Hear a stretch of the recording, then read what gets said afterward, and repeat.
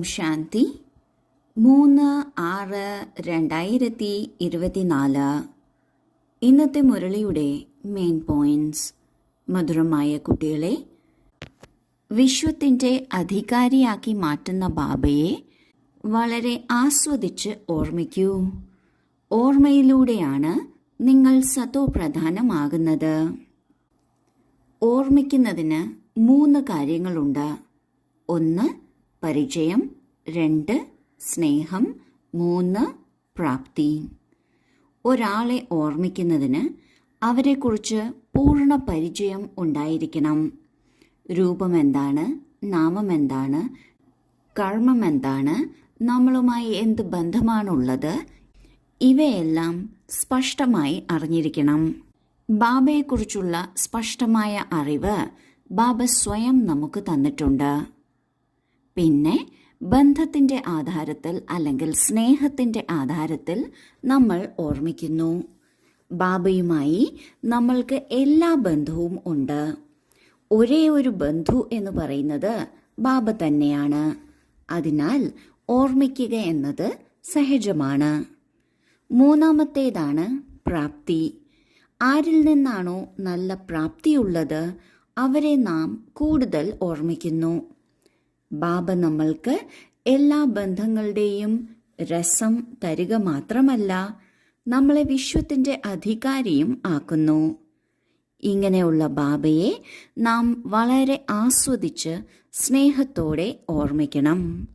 കാരണം ഇങ്ങനെ ഓർമ്മിച്ചോർമ്മിച്ചാണ് നാം സതോ പ്രധാനമാകുന്നത്.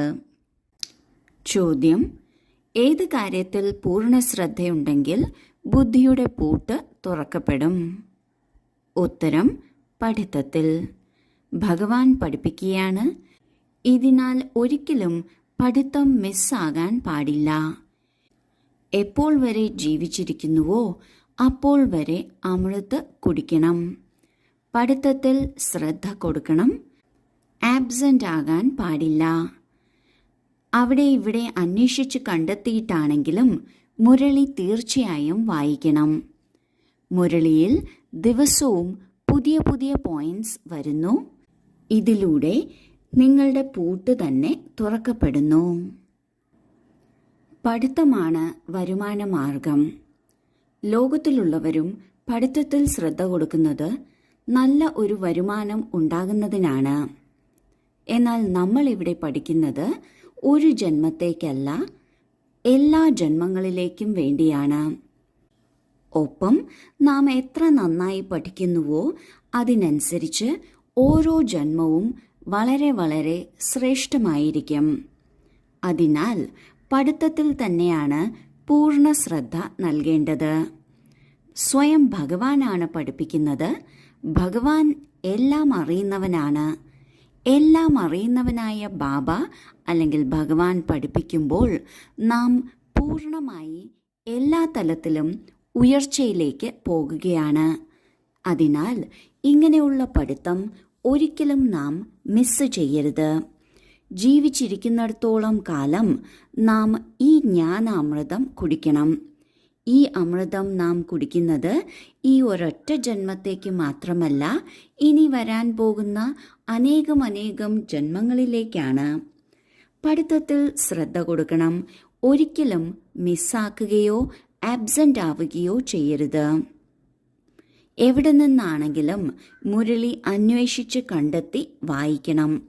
കാരണം മുരളിയിൽ ദിവസവും പുതിയ പുതിയ പോയിന്റുകൾ ബാബ കൊണ്ടുവരുന്നു.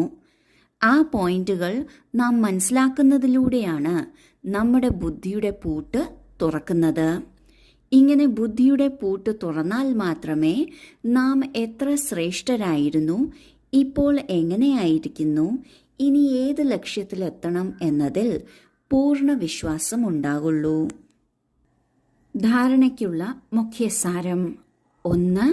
എപ്പോൾ വരെ ജീവിച്ചിരിക്കുന്നുവോ അമൃതം കുടിക്കണം. ശിക്ഷണങ്ങളെ ധാരണ ചെയ്യണം. ഭഗവാൻ പഠിപ്പിക്കുകയാണ്, ഇതിനാൽ ഒരു ദിവസം പോലും മുരളി മിസ് ചെയ്യരുത്. 2. പദമങ്ങളുടെ സമ്പാദ്യം ശേഖരിക്കുന്നതിനായി നിമിത്തം വീട്ടിൽ നിൽക്കെ ജോലിയെല്ലാം ചെയ്തുകൊണ്ട് ഒരു ബാബയുടെ ഓർമ്മയിൽ ഇരിക്കണം. ആദ്യത്തെ പോയിന്റിൽ ബാബ പറയുന്നു, എപ്പോൾ വരെ നാം ജീവിച്ചിരിക്കുന്നുവോ അപ്പോൾ വരെ ഈ ജ്ഞാനാമൃതം ഗ്രഹിക്കണം. ഈ അമൃത് എത്രത്തോളം നാം ഗ്രഹിക്കുന്നുവോ അത്രയും കൂടുതൽ സമയം എല്ലാ ജന്മങ്ങളിലും നാം എല്ലാ തരത്തിലും പ്രബുദ്ധരായിരിക്കും, സമൃദ്ധി നിറഞ്ഞവരായിരിക്കും. അതുപോലെ ഏത് ജ്ഞാനമാണോ നാം കേൾക്കുന്നത് അത് ജീവിതത്തിൽ ധാരണ ചെയ്യുകയും വേണം. സ്വയം ഭഗവാനാണ് പഠിപ്പിക്കുന്നത്. ഇതിനാൽ ഒരു ദിവസം പോലും നാം ആബ്സെന്റ് ആകരുത്, മുരളി മിസ് ചെയ്യരുത്.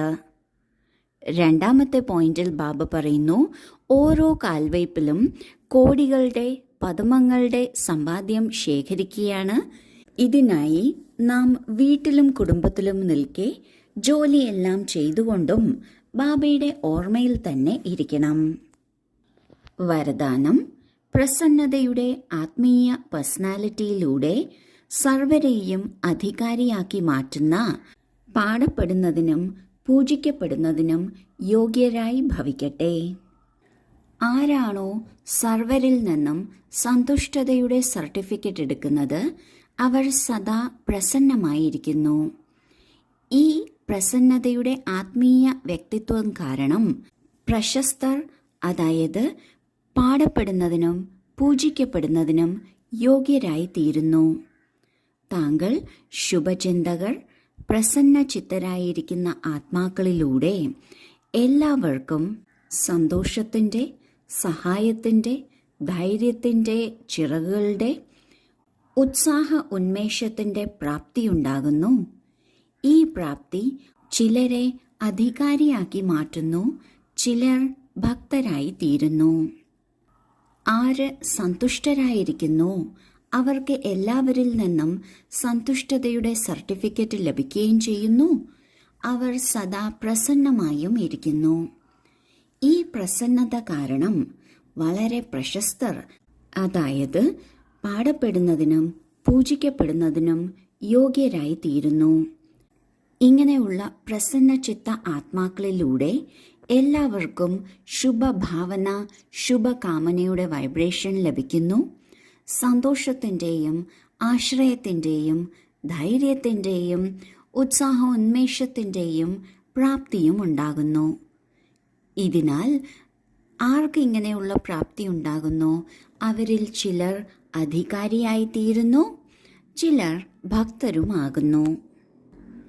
സ്ലോഗൻ: ബാബയിൽ നിന്ന് വരദാനം പ്രാപ്തമാക്കുന്നതിനുള്ള സഹജമാർഗമാണ് ഹൃദയം കൊണ്ടുള്ള സ്നേഹം.